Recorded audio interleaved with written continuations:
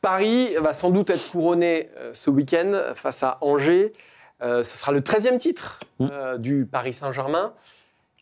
Mais quelle est la valeur qu'on donne à ce titre-là, Maxime, acquis très très haut la main, avec une avance très très confortable, avec un PSG qui pour l'instant n'a pas perdu. Maxime, quelle valeur tu donnes à ce titre du PSG? Alors, ce n'est pas le titre le plus large du PSG, on l'avait vu, on en a parlé la semaine dernière, il y avait l'année 2015-2016 avec 31 points d'avance sur le deuxième, bien que peut-être qu'on y arrivera. S'il y avait 38 journées, il y en a 34, pardon, et le titre avait été obtenu le 13 mars. Donc voilà, il y a un peu moins d'écart, mais en fait, moi, je lui donnerais ni plus de valeur, ni moins de valeur que les précédents. Pour une raison simple, il y a un truc qui est très favorable au Paris Saint-Germain, qui est quand même à la différence des autres fois, c'est que les autres fois, ça dominait, mais c'était le rouleau compresseur qui écrasait tout le monde parce que y a les meilleures individualités, voilà, tout simplement, des superstars ici et là. Puis à un moment, les individualités, ça fait la différence. Quand à la 60e minute, il y a match nul, que sur le banc, vous avez des stars, vous faites rentrer, ça fait la différence avec des clubs moyens de Ligue 1. Donc voilà, c'était assez logique.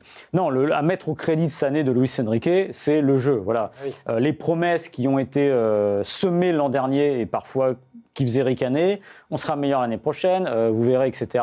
Finalement, il a réussi. Alors, ça a mis un peu de temps sur la saison à se mettre en place, mais il a réussi. Donc voilà, là-dessus, sur la forme, pas grand-chose à dire. Maintenant, sur le fond, on est sur une Ligue 1 qui est peut-être la plus faible depuis je ne sais pas quand. Il y a plus de fric, c'est la morosité. On a eu quelques années une Ligue 1 qui était un peu plus, tempétueuse et un peu plus audacieuse dans le jeu. On se réjouissait de ça. Il y a des buts, c'est bien. Là, c'est une course d'escargot, c'est derrière, il n'y a plus rien. C'est une Ligue 1 d'une faiblesse absolue, voilà. Donc moi, je vais pas vraiment répondre à cette question-là, mais je vais juste dire un truc. En fait, je pense qu'on jugera la valeur de ce titre à l'aune des résultats du PSG en Ligue des Champions. Mais voilà, c'est pas ce que je te demande. Donc, si le PSG vient gagner la Ligue des Champions, là, je vous dirais, oui, cette équipe, finalement, elle a roulé sur tout le monde, donc c'est logique qu'elle ait roulé sur la Ligue 1. Si le PSG vient se faire éliminer face à Aston Villa, on dira quoi? On dit, oui, quoi de neuf? C'est-à-dire qu'en Europe, ça coince, et là, ils ont écrasé une Ligue 1 qui, je suis allé un peu fouiller, qui a quand même les écarts de... J'ai essayé de matérialiser les écarts de budget. Pour faire simple, si vous étiez en Première Ligue, PSG, ce serait Manchester City, l'OM, ce serait Everton. Voilà.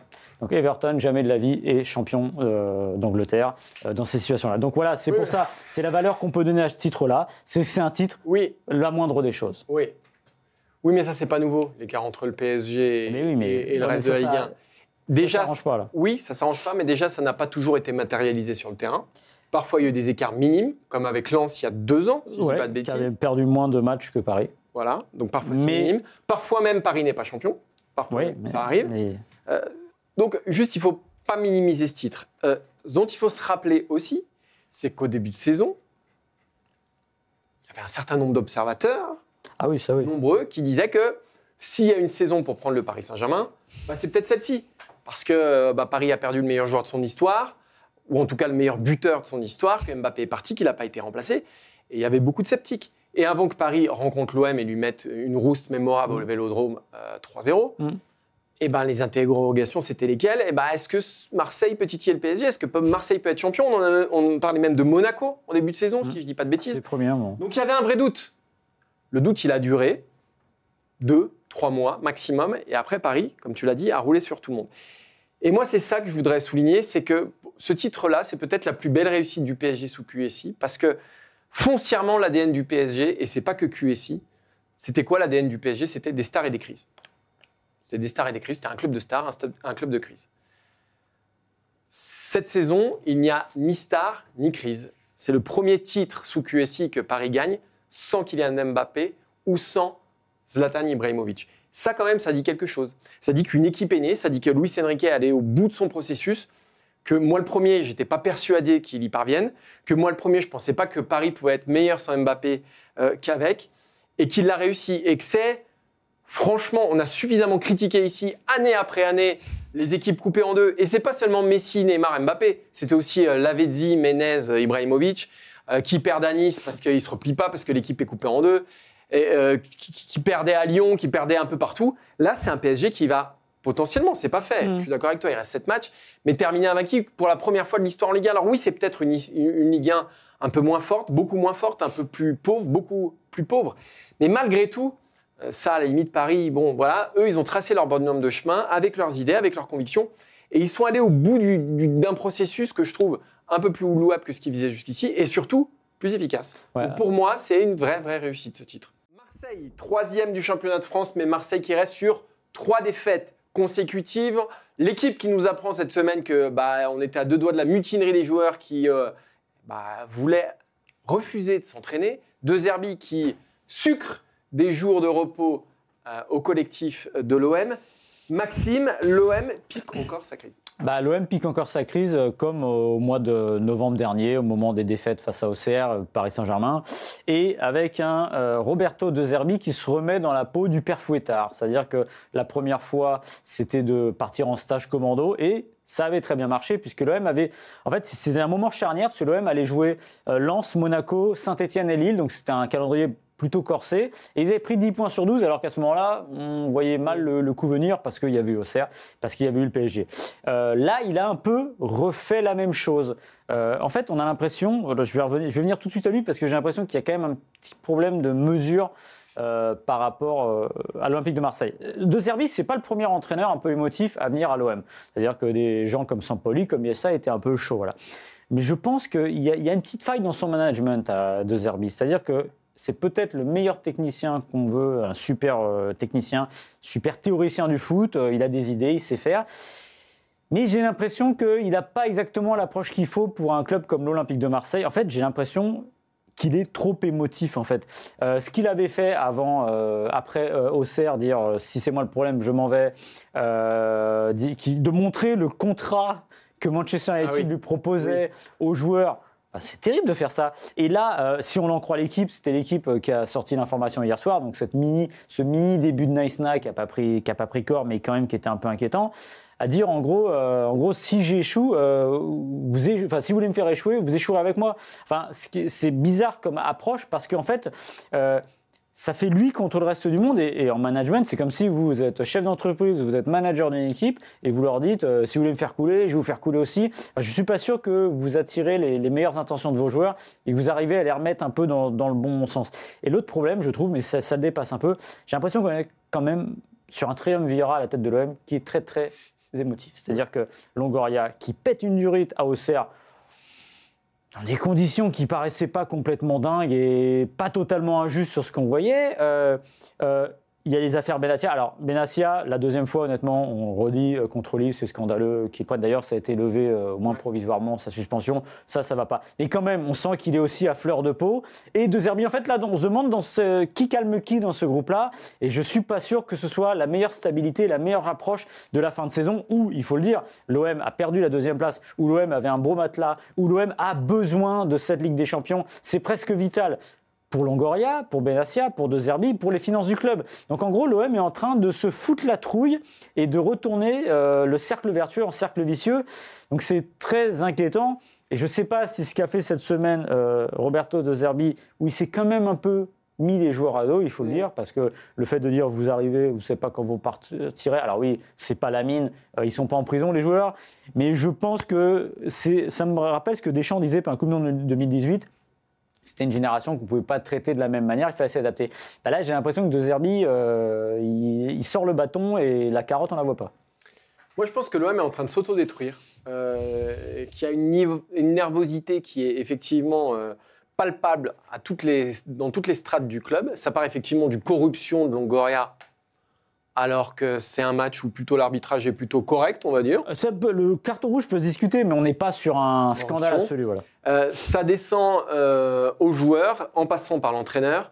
Et en fait, on est dans tout ce que l'OM... on est dans la caricature de l'OM, avec tous les ressorts qu'on connaît à Marseille. Le dernier étage de la fusée, c'est le dernier moment, c'est le Vélodrome qui se retourne contre l'équipe. Ça, c'est généralement ce qui fait basculer la saison. Ça peut être pour dimanche. C'est pour ça que pour moi, le match de dimanche est un pivot, parce que si tu ne gagnes pas contre Toulouse, au-delà de l'aspect comptable, tu as forcément le Vélodrome qui va se réveiller, qui jusque-là est, de mon point de vue, plutôt docile et plutôt très calme. Évidemment. En revanche, s'il se retourne dimanche, là, la fin de saison peut prendre une toute nouvelle tournure. Et c'est pour ça que, en fait, il n'y avait pas de raison de s'inquiéter outre mesure, qu'il n'y avait pas de raison de se raidir outre mesure, qu'il n'y avait pas de raison de s'énerver outre mesure, et que, effectivement, je rejoins tout à fait ton constat, qu'on est dans dans un univers, dans une atmosphère très très tendue et très très chargée depuis des mois. Et l'OM est en train tout doucement de s'autodétruire. Et quand je vois que, selon l'équipe toujours, parce que Roberto De Zerbi a nié ce fait-là, mais que Mehdi Benassia jouerait les médiateurs, lui aussi, comme tu le disais, c'est quelqu'un de très émotif qui peut vite s'emporter. Si c'est lui le médiateur, je ne suis pas sûr que ce soit l'homme le mieux bâti pour avoir ce genre de rôle à jouer. Mais la nervosité, on la comprend. Potentiellement, si tu ne joues pas la Ligue des Champions, tu t'assois sur minimum 50 millions d'euros. Il faut savoir que l'an dernier, Marseille, c'est le deuxième club à la plus grosse perte en Ligue 1, moins 39 millions d'euros.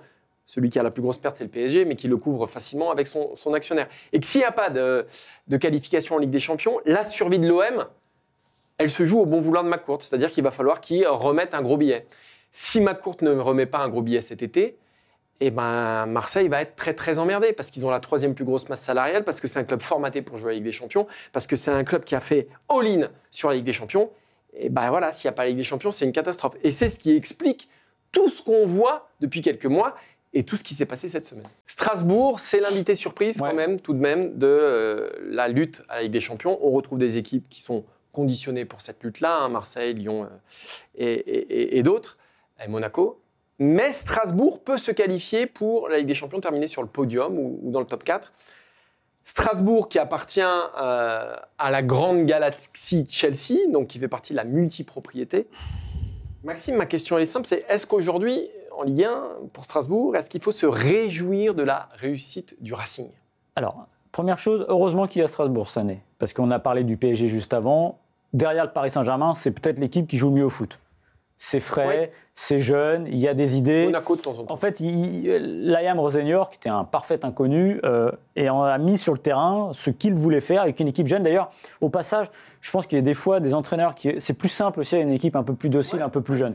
Et ça fonctionne. Et il y a eu des matchs, le match Strasbourg-Lyon, le Strasbourg-OM à l'aller, ou des matchs où vraiment c'est une équipe qui est plaisante et qui fait du bien. Parce que la Ligue 1, c'est quand même morose depuis, j'allais dire 1 an, mais peut-être voir un peu plus. Mais il y a cette équipe-là qui au moins, ça fait partie des rares équipes qu'on a envie de voir jouer. Voilà. C'est une réussite, ils sont 6e, ils sont aux portes de la Ligue des Champions. Mais, parce qu'il y a un mais, en fait là, on nous vend Strasbourg, c'est super, mais en fait c'est juste le côté clair, le côté un peu lumineux de la multipropriété. Et le problème, c'est que pour moi, c'est la culture de l'instant, le plaisir de l'instant.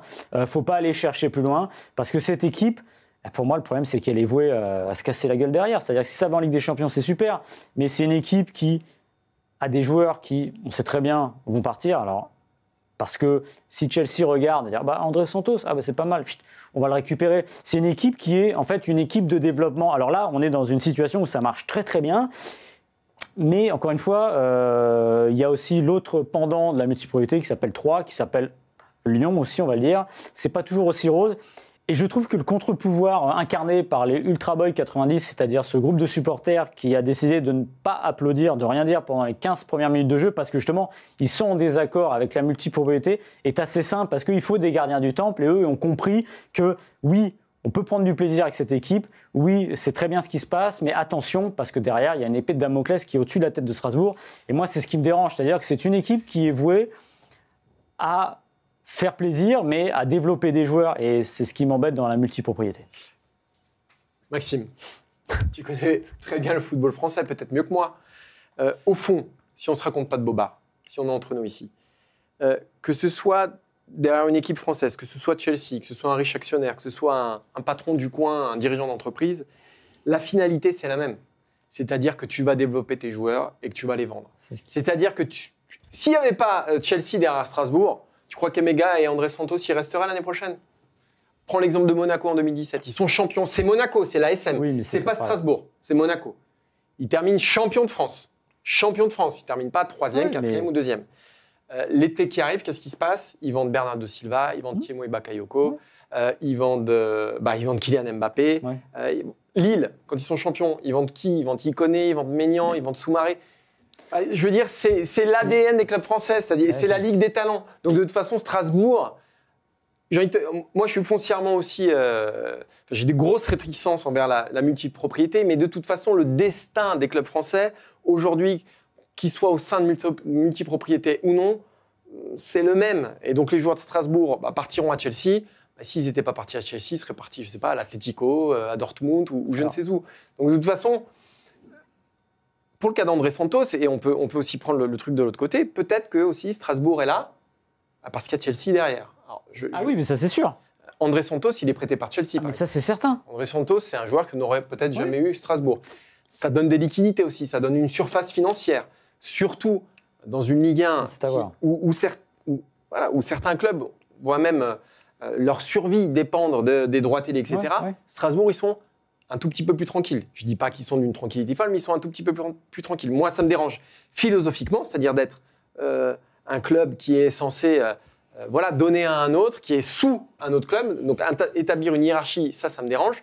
Mais tu files André Santos, tu crées un projet, c'est-à-dire c'est l'équipe la plus jeune d'Europe. Quelque part, c'est une pépinière, c'est les baby projet, justement. C'est les baby blues. Bah si, ton projet, c'est quoi? C'est les baby blues, c'est-à-dire tu vas mettre une nurserie, tu vas voir comment ça se passe, tu vas être ambitieux avec cette nurserie, tu vas quand même la fournir, voilà. Et après, tu vas venir te servir. Mais au fond, la Ligue 1 est une nurserie, donc que ce soit Strasbourg, qui est derrière Chelsea, je sais pas, un autre club ou personne, de toute façon, la finalité est la même.